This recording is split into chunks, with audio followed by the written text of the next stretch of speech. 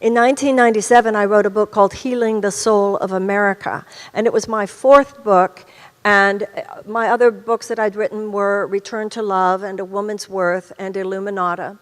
And when I wrote my book, Healing the Soul of America, I was talking about spirituality and spiritual principles and American history and American politics. And the spiritual crowd did not want to hear it. They didn't want to hear that from me. And it wasn't just that they didn't want to buy the book. They wanted me to know how unspiritual it was for me to write a book like that. And then the political crowd didn't want to hear about that from what they called a spiritual guru. So as a friend of mine said to me at that time, the book would have been much more successful if it had been under a pseudonym because of how that was taken. So life went on. I was never sorry that I wrote the book, but it was a while ago. So after the last presidential election, I started getting texts from Oprah Winfrey with screenshots of something in the book, like a page of the book. And she would say, "You were saying it then. You should republish this book." And then I wrote her back and I told her that was very sweet of her, but the book was still in print, so it was fine. And then a little bit later, I got another screenshot. "You were saying it then. You should republish this book." And I thought, apparently she doesn't understand what I'm trying to tell her. That and I thought, well, not only did I publish it 20 years ago, the stats are old, etc.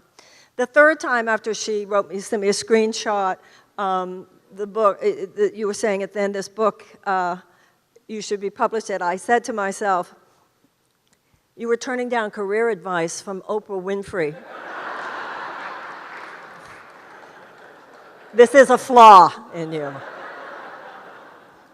So by that time, I was already starting to write another book, which I'm completing now, called A Politics of Love, Handbook for a New American Revolution, that I'm excited about because it speaks more to what is happening in contemporary American politics. But I understand why the revision of Healing the Soul of America makes sense. And what happened at that point was that I went back and read the book myself. Part of it, for me, why I wasn't that interested when I got those texts was because your life moves on. You haven't read a book in a long time.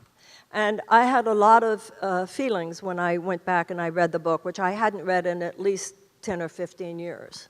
And it made me kind of sad, because that book is all about wealth inequality, racial injustice, mass incarceration, big pharma, so many of the things, corporatocracy, corporate rule, so many of the things that are now just the things we talk about. And I said in that book, something terrible is going to happen if these things are not addressed. And a lot of people had said to me since the election, more recently, who read that book, have said to me things like, "How did you know?" Well, I knew because as spiritual students, as Course in Miracles students, and whatever our interests are, we are trained, our minds are disciplined to think in terms of cause and effect. And we know that if there is a cause, there will be an effect. And the fact that it's only a little bit of cause is like saying there's a little bit of cancer. And the word inertia means the tendency of the object to move in whatever direction it's been moving. So it's like Martin Luther King said when he talked about war and peace. He said there are two kinds of peace. He said there is outright peace, where it is a conflict that everybody can see. But that's negative peace, he said. Positive peace can only be predicated on brotherhood and justice. And in the condition of negative peace, there might not be an outright conflict, but there is underlying tension and anxiety. So what I saw when I wrote that book, what I saw was that although things were good for a lot of us, everybody was going around at that time saying how good things were. But as a metaphysical student, and just as someone who cares, I kept thinking to myself, doesn't that depend on where you live? Doesn't that depend on the neighborhood you're living in? Doesn't that depend on what part of the world you're living in? And anyone who is looking to the level of cause, rather than just seeing the world on the level of effects, knows that wherever there is enough despair, something is going to blow. Large groups of desperate people, I've been saying for many years, large groups of desperate people should be seen as a national security risk. Whether those large groups of people of desperate people are in a corner of our cities or in a corner of the world. Because large groups of desperate people do desperate things. Damaged people do damaged things. So large groups of desperate people are more vulnerable to ideological capture by genuinely psychotic forces. We knew after World War I, we knew that the desperation of the German people after World War I was exacerbated not only by their loss, but by the fact that the Allies basically treated them as though reparations for that war was Deutschmark till we tell you to stop. And the suppression, the economic suppression and despair and damage of the German people after World War I formed a sociological petri dish. And in that petri dish, the sociopathic dysfunction of Hitler more easily emerged. And interestingly enough, it was our president, Woodrow Wilson at the time, who argued against that. And very similarly, after the Civil War, had Lincoln not died, Lincoln argued that there would be malice towards none and charity for all, and that the South would be treated like a brother who had come home, not like a vanquished enemy. But Lincoln died soon thereafter, and it was treated like a vanquished enemy, and so racism actually dug down even more deeply in the American South after the Civil War. That situation exacerbated by the lack of compassion showed the South, which then they extended through more than lack of compassion for former slaves, denying them the 40 acres and the mule, Ku Klux Klan. By the time the federal troops left, the period of lynchings, institutionalized white supremacy, Jim Crow laws, segregation, and so forth, which wasn't even addressed until the 1960s. Barack Obama gave a talk the other day in South Africa, and he talked about how the elites had failed and how over the last few decades, too many people have lived in ways that I would see as a kind of economic despair. So many millions of Americans have lived in chronic economic despair for decades in this country. And when people say that they don't understand where some of the dysfunction that has actually voted in support and continues to be in support of an authoritarian model of government, it's not like this is the first time. This is what happens.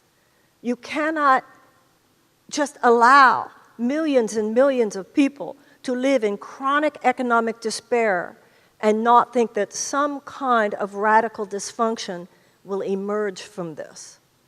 So it is with no pleasure that anybody who has been looking at American society over the last 2 years takes any kind of pride or anything like that in saying, well, as many people have, things were not going well for a long time.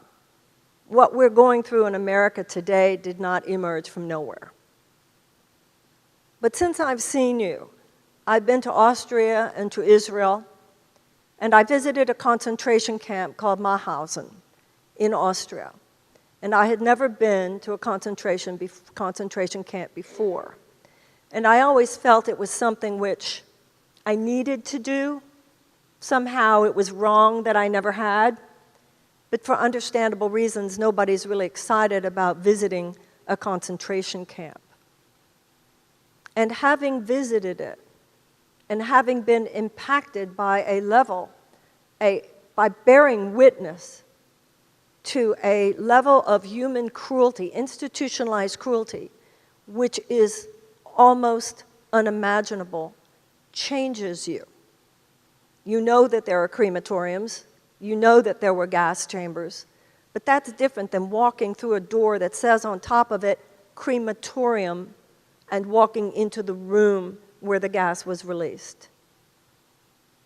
You know that the ovens existed where human remains were put. You know it intellectually, but to actually be in that room and see those ovens changes you. To see all the photographs, the Nazis took a lot of photographs. It's very well recorded. To see the photographs of all the people in their absolute terror, to see what it looked like for people to just be rounded out of their homes. The women told they have to take their clothes off. The embarrassment and the terror. Being pushed into trains where many people would die during the days when the trains were taking them to the extermination camps or to the work camps, because like 100 people would be pushed into a boxcar, and there was no sanitation. Men, women, children, hardly they could breathe, and many people died before they even got there. And many people, even once they got there, many were sent to the work camps like Mauthausen, where if you were old, you were just killed immediately. If you were children, you were just killed immediately. But if you were old enough that they thought that you could work, then they made you work. And the work was basically the work at something called the Stairway of Death. And the Stairway of Death was 186 very tall steps that went from a rock quarry. And every person had to work from the morning till night carrying a 60-pound block of rock on their back. If you couldn't and you stumbled on the walk up, someone would whip you. And if you, by any chance, made it to the top and no longer had the block on your shoulders, they would kill you. One of the things that made it so difficult is that there are very good archives of the Holocaust. One of the main reasons there's such good archives of the Holocaust is Steven Spielberg, who made it a life's work to record people as he did. Imagine if we could have had that kind of thing at the end of slavery, for instance, the kind of record that we might have had if such things existed at that time. And what really takes it to your heart is not only seeing, for instance, the Children's Museum at Yad Vashem, because any time that anyone such as Hitler is seeking to perpetrate genocide, you want to kill the children first. And the children would be hanged, and the mothers would try to rush out to sea to be present, and little children would yell out, "Mama, don't look," because they knew where they were going. And then to read about who these people were. Like one person was a tailor's assistant. Another person worked in a chocolate factory. Another person taught cello to children. But you know, this experience, even the Holocaust of the 6 million of Jews who were killed, only 15% of the 119,000 who were killed at Mauthausen were Jews. There were people from 27 countries. 7 million people were killed by Hitler in addition to the 6 million Jews. Communists, gypsies, homosexuals, any political opponents of the Nazis. But at the same time, when you visit Mauthausen, and this is true when you visit any concentration camp, not only do you bear witness to a horror that is almost beyond imagining, you also see the plaques acknowledging the American soldiers who liberated that camp. Just as the Russians liberated Auschwitz, All of the camps were liberated, some by the English, some by the Americans, some by the Russians and so forth. And you know, when President Eisenhower liberated himself one of the camps, one of the things that the American military did was they made sure that soldiers had cameras so that they could take pictures. And as General Eisenhower walked into the camp, he started saying to the soldiers, take pictures, take pictures, take pictures. Make sure you take pictures, because some sons of bitches are going to come around someday and try to say this never happened. And indeed, they have. But at the same time that I was at Mauthausen, there were these 12 boys who were trapped in a cave in Thailand. And the whole world watched, didn't we? To see what could happen if maybe they could save those boys. We all watched, we all read about it, we all saw it on television. And at the end of the rescue, I saw an interview, you probably saw it as well, with the Thai army chief. And he said, we had very little hope. But we knew that the oxygen was running out for them. We knew that the water was rising. And we knew we had to go with the little hope we had. We knew that we had as much expertise together as was possible. We had as much of a plan together as was possible. We had to go on the little hope that we had.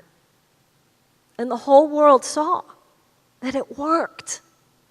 And afterwards, we also learned how the soccer coach was himself a Buddhist monk and taught the boys meditation while they were in that cave. And that meditation helped them to remain calm, and that meditation helped them to use less oxygen. So the rescue of those boys was, in every sense of the word, a holistic effort. My point to you, ladies and gentlemen, is that as much as terrible things do happen, those terrible things never get the final say. As horrible as the Nazi regime was, it was ultimately defeated. Now, there is something that changes inside you when you bear witness to what happened. And what happened in the Holocaust, what happened in slavery in the American South, these things still happen. The Rohingya in Burma, there's genocide going on there now. The Yazidis in Iraq and so forth, these kinds of things are going on now, and the United Nations says there are still 6 million people on this planet who are abject slaves. You know, we know about sex slavery and some kinds of slavery that amount to slavery, but there are people on this planet, millions of people, experiencing abject slavery, the kind of which was perpetrated on millions and millions and millions of people here in the American South. Now, a lot of people talk about what we're going through now. And that's why Oprah wrote and said, you were talking about it and blah, blah, blah. And you know, we all know that we're living in difficult times. But from a spiritual perspective, whenever we are going through a crisis, the issue is not the circumstances we're going through only. The issue is who we are during the space of the crisis. That is the meaning of the time between the crucifixion and the resurrection. The crucifixion, the 3 days between the crucifixion and the resurrection, denotes the time it takes, it symbolizes the time it takes for the human circumstance to rise to the consciousness of the good. But how long that 3 days takes depends on the consciousness of the people going through it. We had slavery in this country, but we also had abolition. We had the denial of rights to women in this country. We also have had waves of feminine and the suffragette movement. We had institutionalized white supremacy and segregation in this country, and then we had the civil rights movement. We had the denial of rights to gay people in America, but we have had improvement. We've had the gay marriage movement and so forth, marriage equality movement. So the narrative of history, both in this country and in the world, is not that things never get terrible. It's that they do sometimes get terrible. But ultimately, the narrative of American history is that we have self-corrected. We are going through a time right now which, if it is not interrupted, if we do not disrupt the political and social trajectory of this moment, could result in the most devastating blow to American democracy as has ever occurred. And what we are dealing with now is not just the circumstance. What we're dealing with is who we have to be to change the circumstance. This is a much bigger issue than winning the House in 18. It is a much bigger issue than coming up with a positive platform so you're not just anti-Trump. This is a much bigger issue than just knowing who we might put up to be a Democratic candidate or whatever in 2020. In order for us to prevail, and by us to prevail, what I mean is those people who are concerned that there is an assault going on right now on the basic foundations of American democracy, and there is a march towards authoritarianism, which is a genuine blow to the bulwarks of a democratic free society. We are going to do more, have to do more than simply address these things on the external level. We are going to have to change on the inside if we want to have what it takes to bring forth the necessary fundamental changes on the outside. And that's why Mahatma Gandhi said that in order for the Indian independence movement to work, there had to be a purification of the Indian soul. And that's why when Martin Luther King went to India and he struggled and he studied the principles of nonviolence and the philosophy of nonviolence in India and brought it back to apply to the struggle for civil rights in the 1960s.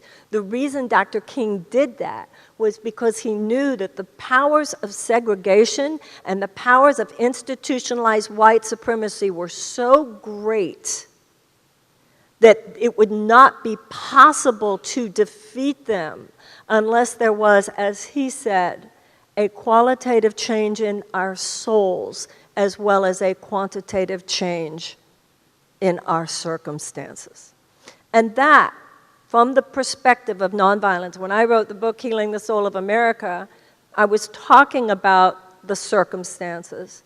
But now more than ever, 20 years later, for me, just as one person, as one citizen, but also when you look at any of the terrible things that have happened in human history, the changes that were necessary in order for good to replace evil, in order for those changes to occur, there had to be a deepening and an expansion within people that went way beyond just our capacity to make changes on the external plane. That's why when I hear people saying that they are so upset about what's going on, one of the things I've been saying for a long time is that we have a crisis of adulthood in America. Too many men acting like boys, too many women acting like girls. We need desperately to wake up. No one has time for you to finish your trauma work before you show up for your country.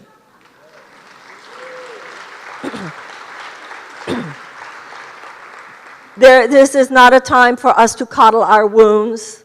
The people who had to fight World War II, the people in the civil rights movement, the women suffragettes, the people who have pushed back on greater evils than any of us have ever seen in our own lives were not necessarily perfect people, and they were not people who did not have wounds, and they were not people who did not have anxiety, they were not people who did not have trauma. This entire society, the entire civilization as we now live it, is a chronic trauma. It is a rolling trauma. But this situation we're dealing with is because too many of us were not concerning ourselves with the economic trauma of so many millions of people. And people in that state of economic trauma, I met them. I travel all the time. It's why on the night of Trump's election, I was one of those people who, as disappointed as I was not surprised. Because I had met too many people on my travels who said to me the equivalent of this. I know he's a racist. I know, don't tell me he's a racist. Don't tell me he's a misogynist. Maybe he can help me.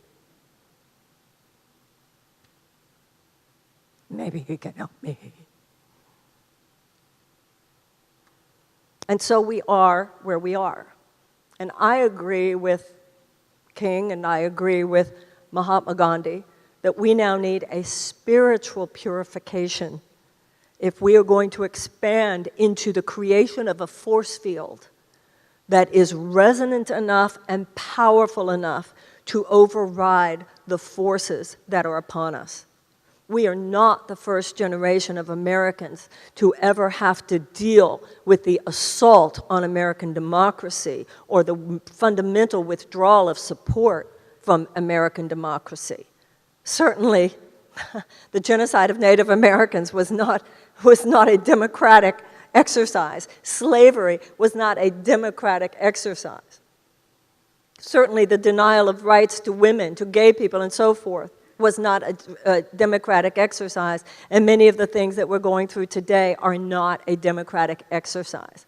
The issue is not that we're the first generation to have to deal with a serious problem. Let's just not be the first generation to wimp out on doing what it takes to handle the problem now that it's in our midst.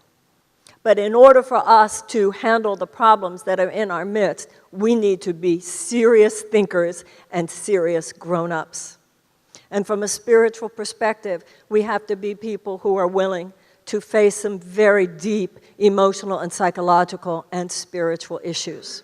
Because without that level of spiritual purification, miracles will not occur. Miracles occur naturally in the presence of love.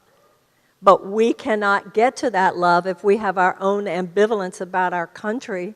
And a lot of our own ambivalence about our country is because of things that we know we are embarrassed by. We know that we are sometimes horrified by, that we are sometimes ashamed of. And we know that there are people who only want to talk about how great and exceptional America is and never want to look at the underbelly. But there's some people these days who only want to talk about how bad we are in some ways and don't want to have any recognition of the wonderful things that this country has done as well. Cynics will not help right now.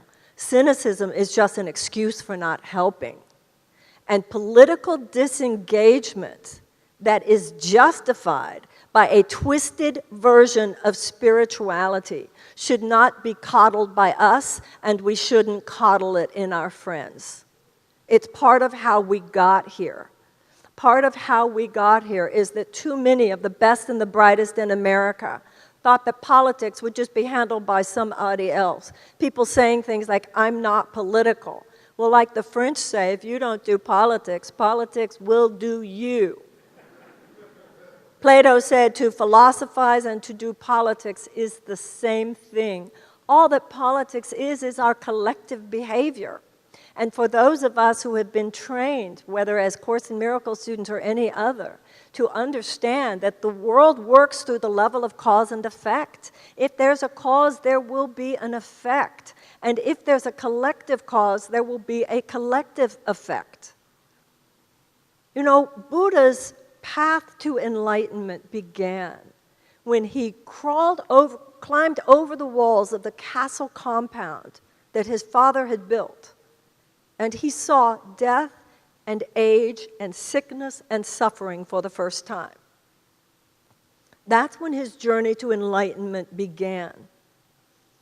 Whether it's that you visit a concentration camp, or you really allow yourself to think about slavery, and you allow yourself to think about what has happened with race in this country, you allow yourself to think about what has happened with Native Americans in this country. You allow yourself to think about the militarism in this country, the outsized militarism. Allow yourself to really think about all those people who died needlessly in Vietnam, to allow yourself to think about the people who died needlessly in Iraq and the terrorist phenomenon that was needlessly created in large part by that war in Iraq, and allow yourself to think about the over $700 billion military budget just even in this year, when in fact our biggest security threats aren't even by anything that is addressed by military equipment, but is actually over the internet. When you allow yourself to think about the fact that our Air Force has ordered 200 B-21 bombers at $550 million each, but each one of those 200 B-21 bombers will carry both conventional and thermonuclear weapons. So if you allow yourself to think about that, whoa, what's going on, guys? Why do we need 200 planes that would carry nuclear bombs when in fact 10 of those drop and it's over? This is the deal, ladies and gentlemen. You think about those things and it will horrify you. It's like walking through a concentration camp. You think about it and there will be times when your knees buckle. You think about those things and it's so awful you cannot not cry. You think about those things and you feel a rage inside. You think about those things and you feel a level of shame and horror and concern such as you never know. And you know what? After enough thinking like that, you change. And you become someone. And you become someone you didn't used to be, because once you know, you cannot not know. Once you think about it, you cannot not think about it. And then you know you have grown up. Then you know you have become the American and the global citizen that we have to be to change this thing and to say in our time, this shit's not gonna happen.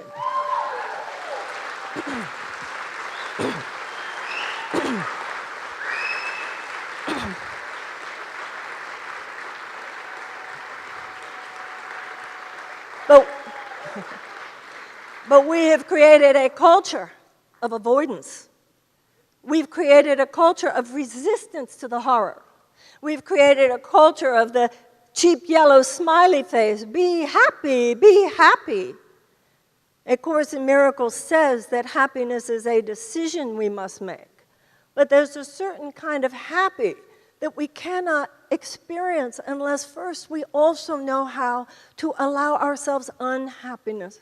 This is why I've been going on for years now, why I wrote my book, Tears to Triumph, and included in it this rage that I feel at an industry making billions of dollars off a scam to convince women particularly, that there is something wrong with them and they need to take a pill because they have a disorder, you see, that they are feeling so depressed.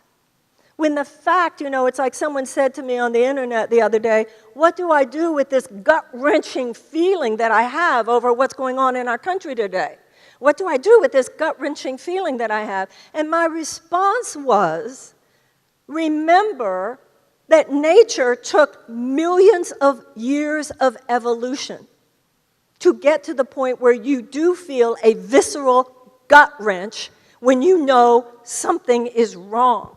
And that's why American women are depressed. American women are depressed because we know something's not quite right here. Something's not quite right here. This is not something to numb. This is something to feel. Just like the body, the physical body, if I have a broken leg, my brain registers pain, because if my brain didn't register pain, it's the wisdom of the body. Otherwise, I wouldn't know that I have to reset the leg. I cannot just take a painkiller. I have to reset the leg. And psychic pain is the same. It is here for a reason.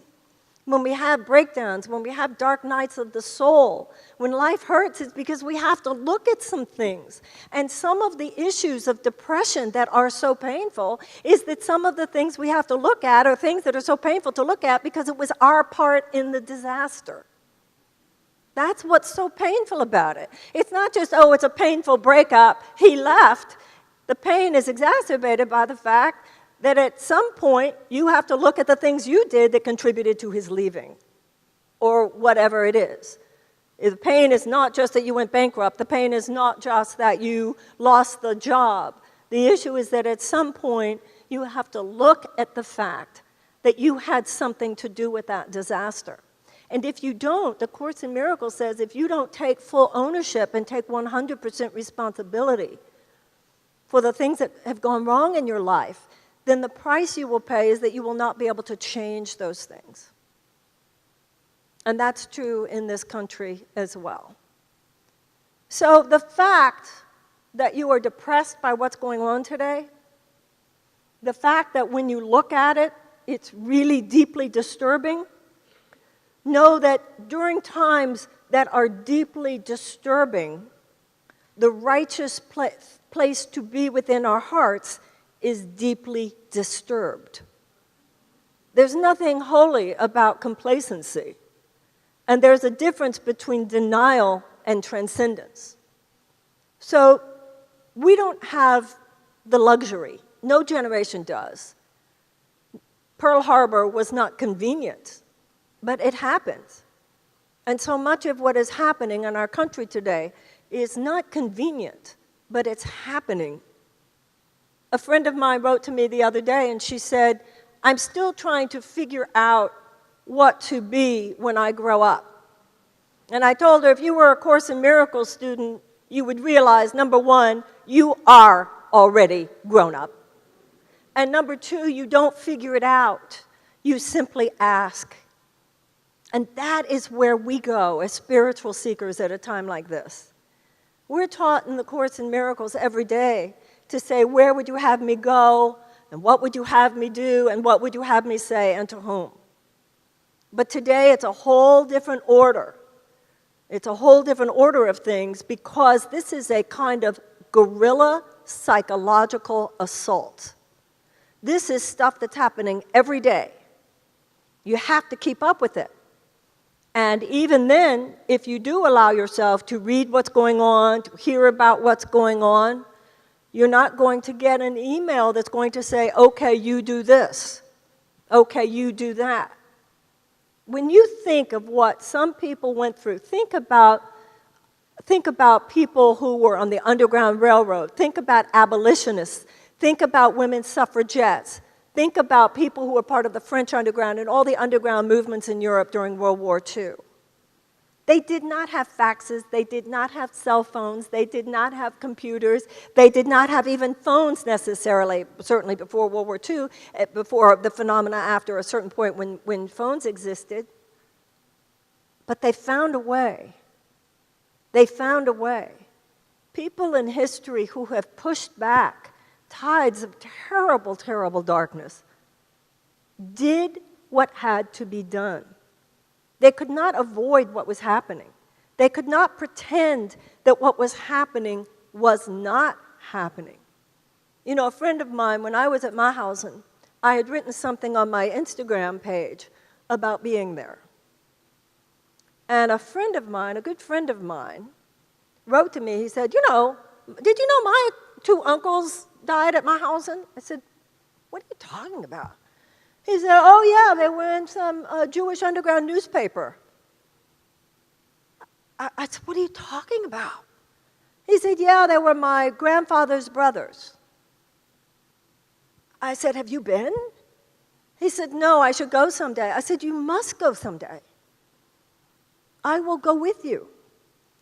You will not be the man you want to be until you go there.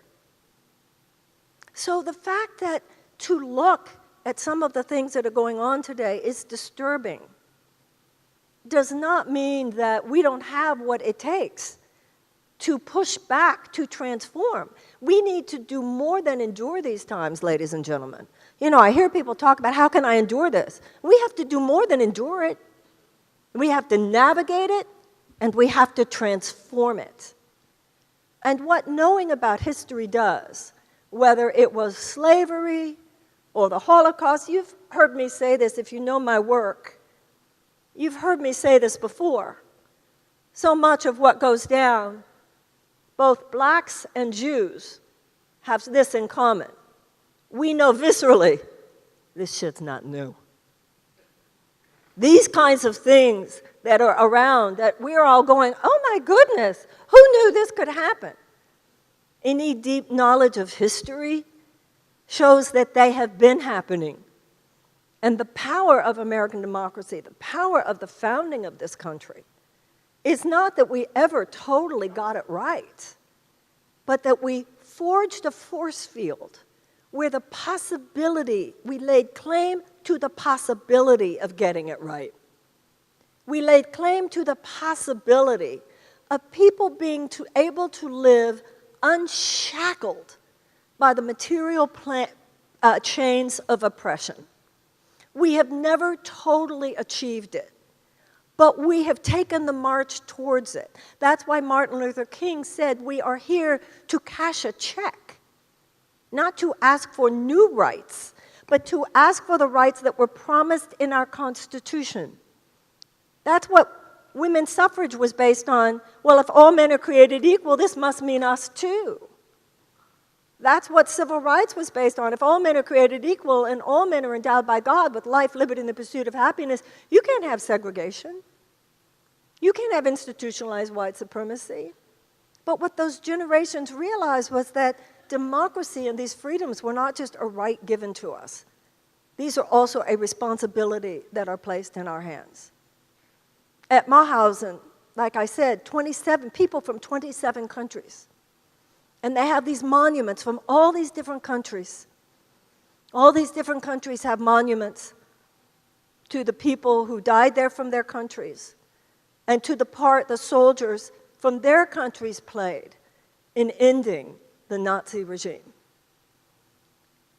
You know, Martin Luther King said we must have tender minds, tender hearts, and tough minds. And some people in America have very tough minds, but they lack tender hearts. And some people I know have very tender hearts, but need to toughen up our minds. And when we do have tender hearts, sometimes it's very difficult. And this moment is very difficult, but this is what I know. I wrote a book 20 years ago that was about these things. That's just what I felt I should write about. My father always said to us when we were kids, beware the easy life, kids. Beware the easy life. My father had grown up in poverty. When I was 12 years old, my father took us to Saigon in the middle of, in the Vietnam War. He said, I want you to know the smell of war. And then the military-industrial complex will not eat my kids' brains. I remember being in Hungary. It was in the 1960s after the Soviets had invaded Hungary in, I think, 1957. And I was a child. But I remember as we were leaving, the young man, I think about it, he was probably, like I was a kid, he was probably like, late 20s or something. He was probably only in his 20s. But I remember seeing my father as he gave his card very surreptitiously to this young man. And I heard my father say, you get yourself out of here, I'll take care of you from there. And I remember I didn't quite understand what it meant, but I sort of knew what it meant, and I remember the gratitude in that man's eyes. I saw a sign at Yad Vashem, the Holocaust Museum in Jerusalem, where Chaim Weizmann said in 1936, for 6 million Jews in Europe, he said, there are 2 categories of places in the world: places they cannot live and places they cannot enter. Well, ladies and gentlemen, we now have on the planet today a refugee crisis which is worse than any since World War II. And there are over 60 million people on this planet whose lives are the lives of refugee because it's 2 different distinct categories of what they experience: places they cannot live and places they cannot enter. And any American who allows yourself to see that and allows yourself to think about that and allows yourself to realize how much of this refugee crisis is a product of American foreign policy, and allows yourself to think about how few refugees we are now allowing to come through our shores, your knees will buckle, and you will feel shame, and you will feel horror, and you might cry. But what I know in my life, I know it in my personal life, and I know it in relation to all of these other things as well. When I've had the 2 periods of my life that were deep emotional pain, that phenomenon that the world calls clinical depression, it's real. I'm not saying it's not real. I'm not mocking or invalidating the experience. But what I am saying is that the things I saw there and that the pain I went through there, when I think of when I was in my early 20s, if people had been around to talk to me the way people talk to young people today who are simply going through the difficulties of growing up, I would certainly not have the life that I have now. Life is hard sometimes. Life is tough sometimes. Evolving is hard. Growing is hard. Transforming is hard. And yet, for us as Americans, what we go through that is so hard as it is nothing compared to what people in history have gone through and what some people in the world are going through today. I understand why Buddha did not begin his journey of enlightenment until he bore witness to suffering. I understand the point being made in the Old Testament that God sent Moses to the Israelites because they were suffering. They were suffering as slaves in Egypt. And I understand why the suffering of Jesus on the cross is the precedent to the experience of the resurrection. Because this world is fallen. This world is under the spell of what the Course in Miracles calls the ego mind, the loveless mind. And the Course in Miracles tells us that the ego is suspicious at best and vicious at worst. We talk here all the time about how drug addiction and alcoholism, it doesn't want to just inconvenience you, it wants to kill you. The loveless mind is a death machine. And it is a death machine whether in terms of our own individual lives or in terms of our collective experience. But the Course in Miracles tells us that God has the answer to every problem the moment the problem occurs. The only issue is that God cannot do for us what he cannot do through us. So he says in the Course in Miracles, I need your hands and I need your feet. I need you to go where I tell you to go. I need you to say what I tell you to say. I need you to do what I ask you to do. And the Course in Miracles says that even despite everything that I've talked about tonight, let us remember that from a Course in Miracles perspective, God has a plan.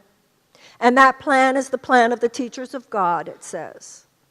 Who are the teachers of God? The Course in Miracles says they come from all religions and from no religion. They are those who have heard the call. And that call goes out within every unit of time and space. Every unit of time and that moment and every moment. And the ego mind will say, who are you to be used by God? That's not humility. The Course in Miracles says that is the arrogance of the ego mind. This entire universe is wired for electricity. It doesn't matter the shape of the lamp or the size of the lamp or the color of the lamp or the age of the lamp. What matters is that the lamp is turned on. What matters is that the lamp is plugged in. And that's what's happening right now. But before you turn on the light, you recognize that it's dark in here. So we have to bear witness, not only to the darkness that has been, but to the darkness that's coming down the road if we don't turn on the lights right now. And when I read that book, and there's nothing special about my book. My book is one of many, many books that are written about these things. But when I read it, I felt kind of sick at how much was already obvious 20 years ago. But Americans were partying, Americans were playing, Americans were disengaged. And where we are now is where we are now. But America, democracy is not dead, but it's on life support. The red lights are blinking. And we desperately need for the immune system to kick in. And that's what we are now. Our organs might be failing, but our immune system can kick in. And each and every one of us who chooses to be an immune system What we are taught from A Course in Miracles perspective is that you will be told what you're to do, and you'll be told what you're to do, and you'll be told what you're to do, and you'll be told what you're to do, and you'll be told what you're to do, and I'll be told what I'm to do. And I won't be told what you're supposed to do, and you won't be told what I'm supposed to do. And as the Dalai Lama said, in order to save the world, we must have a plan, but no plan will work unless we meditate. So we have to have, as Martin Luther King said, that qualitative shift in our souls as well as a quantitative shift in our circumstances. But if we do pray, and we put aside childish things, and we put aside meaningless things, and we say, I was a child long enough. When I was a child, I played with the things of childhood. Let us be children no longer.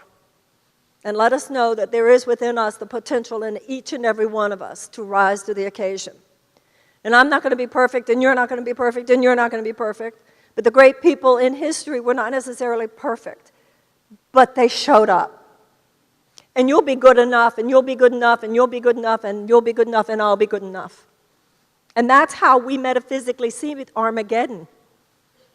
Some traditional Christians think Armageddon is that this whole thing is going to lead to this great global catastrophe, and the way things are going right now, it could. And let us not kid ourselves. There are people in high positions of U.S. government who actually think that's what's supposed to happen. But there's another way of looking at Armageddon. Armageddon is your depression. Armageddon was your recovery. Armageddon was your cancer diagnosis. Armageddon was your divorce. Armageddon was what each and every one of us went through, where we went down and we went low and it got dark and then we experienced some lights. And on the other side of that, we became wiser. And maybe we're not enlightened masters yet, but we're pretty good, certainly compared to who we used to be. And maybe we're not all wise, but we're a little bit wise. Maybe we're not all powerful, but we're a little bit powerful. Maybe we're not all good, but we're a little bit good. Maybe we're not all got it together, but we sort of got it together. And you take your sort of got it together, and you take your sort of got it together, and you take your sort of got it together, and you a lot better than you used to be, and you a lot better than you used to be, and you a lot better than you used to be, and me a lot better than used to be. And we multiply that by millions, and we realize this is a global effort. When I tweeted last night, I hope the people of Iran do not think that the ravings and rantings of an unstable leader represent our heart.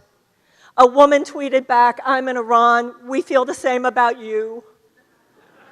When I said on a tweet that about how so many Germans had been in a false positivism, that when people were asked where their neighbors disappeared, some of them said, oh, let's just be positive. And a woman wrote back from Poland on the internet, from Poland to say, and we're worried now because of an extreme right-wing nationalist leader. That's what they didn't have in those days. They didn't have social media. They didn't have a chance for us to put it all together the way we can put it all together right now. So that's what we're going to do. That's what we're going to pull. Not that any of us are going to wait till we're perfect, but that little bit of perfect and that little bit of perfect and that little bit of perfect coming together, that's the perfection of God. And we are going to, through the grace of God, prevail. We are not going to let there be an authoritarian takeover in this country. We are not going to let there be an all-out assault on American democracy, because despite our problems and despite our shadows and despite the fact that we're not everything that we should be, when we get it right, we are a beautiful country. And we stand for something that is beautiful, even though sometimes we ourselves hypocritically transgress against the things that we stand for. There's nothing going on right now that will determine what happens now. What will determine right now what happens right now is who we choose to be right now. And the lights are already blinking, the red lights are already blinking, the signs are already there, but those people who think that they are pulling some wool over the American eyes, who think that they are doing what has been done before in history, that they think that they are going to have the opportunity to do it again, they haven't met yet what has been met in history, even though sometimes we get there late. They haven't met the American at our best, because at our best, we are really damn good. And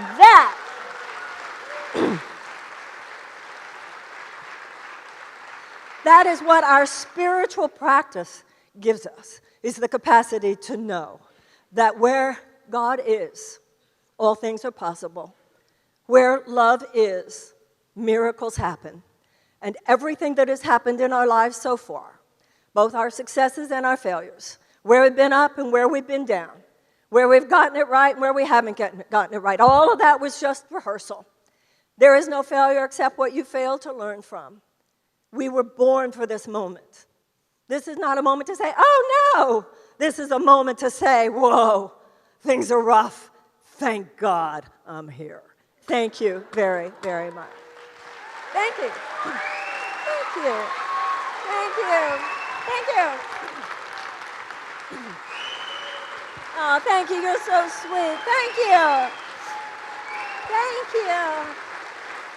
Thank you. Thank you. Very sweet of you. Thank you. So sweet. It's so great being with you. Thank you. All right.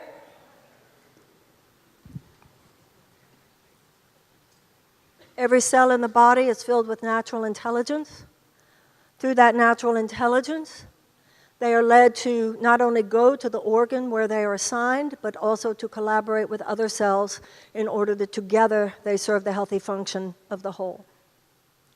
And that is our assignment, to receive through prayer, to receive through meditation, to receive through the powers unleashed when we atone for our own mistakes and forgive other people for theirs. We will then experience and do experience the alchemical shifts that turn us into the people that God would have us be, able to do what God would have us do. We remind each other here that, yes, it's true that all of us have the answers within, but what we are usually unpracticed at is deep listening to the voice for God. The Course in Miracles tells us that the ego speaks first and the ego speaks loudest. That's why if you wake up in the morning, you go directly for the newspaper, go directly for TV, go directly for the computer or the phone. We download the stress, we download the craziness of the world, and then that increases the probability you will experience yourself emotionally and psychologically at the effect of the chaos of the world. So we want to ground ourselves. You want to ground yourself in your prayer and your meditation. If you're a Course in Miracles student, that would mean doing the workbook exercises, Buddhist meditation, Kabbalistic meditation, transcendental meditation, whatever your practice is. But it's so important that we go into this deeper place. You gain power on the outer planes when you know that your true identity isn't of the outer planes. Before you can build a big building, you have to have a big hole in the ground. Before you give birth to a child, you're pregnant first. So it's as though we get pregnant with the day, every day, and that becomes our practice. So let's do that now. The Course in Miracles says that an idea grows stronger when it is shared. So that's why these congregational experiences like we're having here tonight matter when we're in a resonant field of other people who are doing it too. So remember, your subconscious knows everything. The Holy Spirit works through your subconscious. Also remember, as we point out here a lot, it's very difficult when you're in a room like we are tonight where we are praying together, it's very difficult to lie to yourself. So listen deeply to yourself. Listen deeply to yourself now as we move into this space and then throughout the evening as you increase your own communion with your own higher self. All right, let's take a deep breath.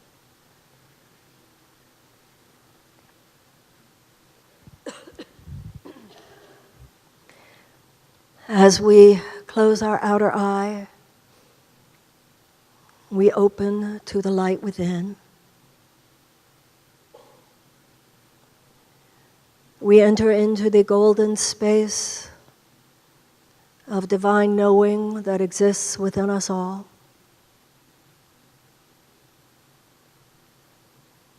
And here in this place, we come to meet our God.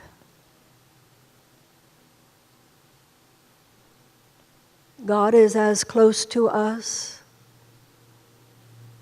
as we will allow Him to be closer to us than our very breath. You needn't go anywhere or do anything. He is here. And now, if even for just a moment, surrender all lesser goals.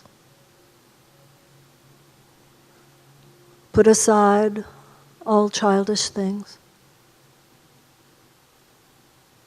And tell the God of your understanding, you are ready to be used. Allow yourself to feel the hand of God as it comes upon you. Allow a divine elixir of light to fill every cell of your body.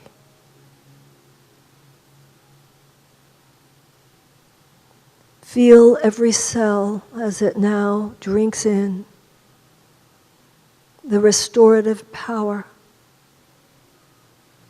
of God's love within you.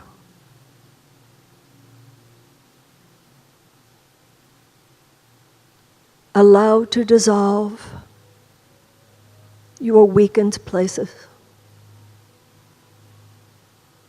Allow to fall away your judgment and blame. Place in God's hands your remorse and regret.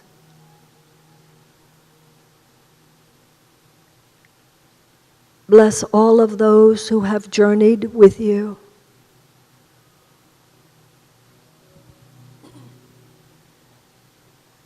Bless all of those who journey with you now.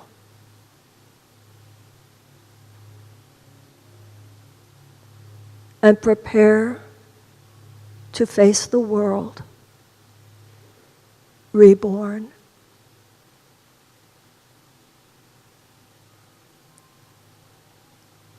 Enter now into a field of knowing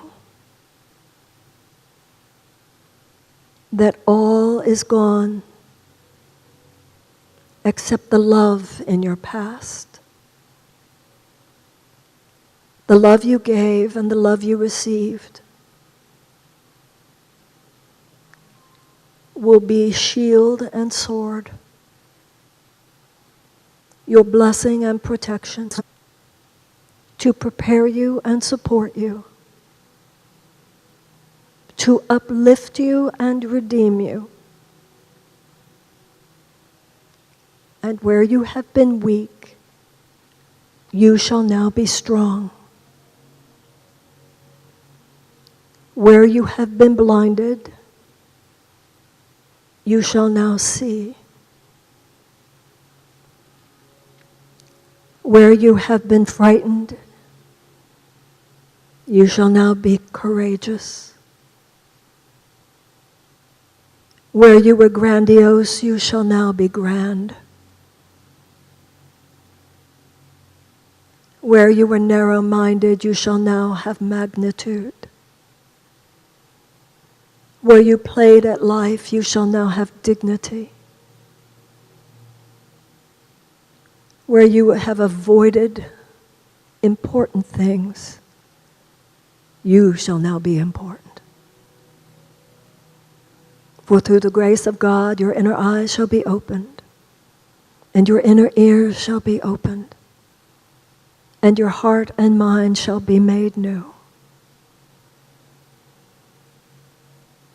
You will not be who you used to be. You shall be who you really are.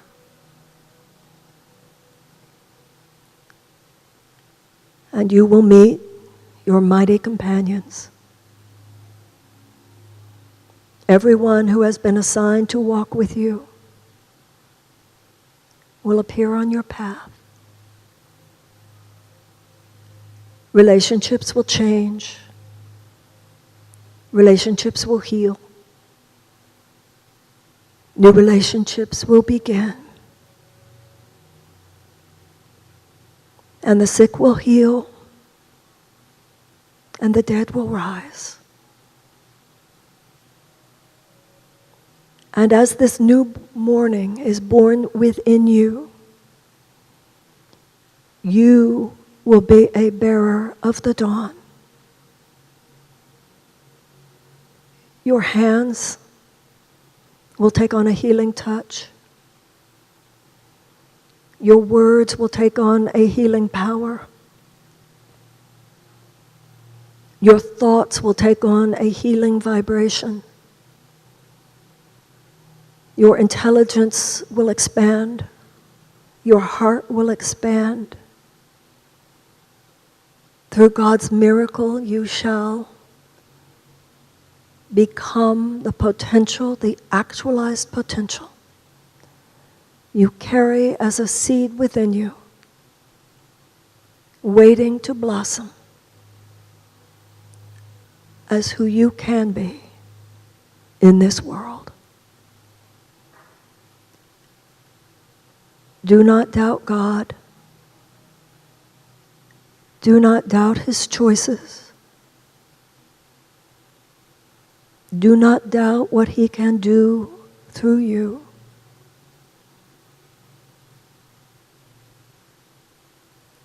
Receive with thanks.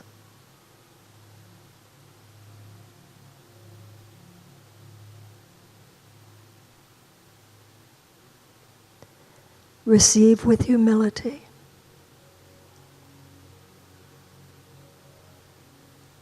Receive with awe before the power of God. Who shall do great things in you.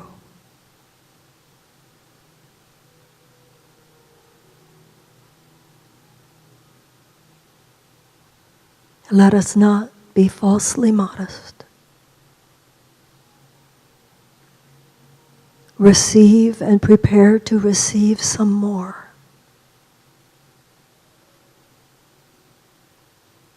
For God has such plans for you. And through you for all the world.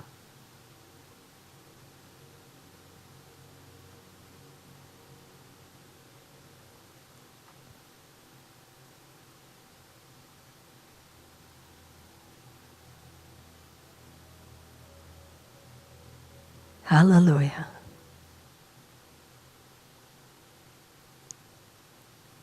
Together, we praise God and say, Amen.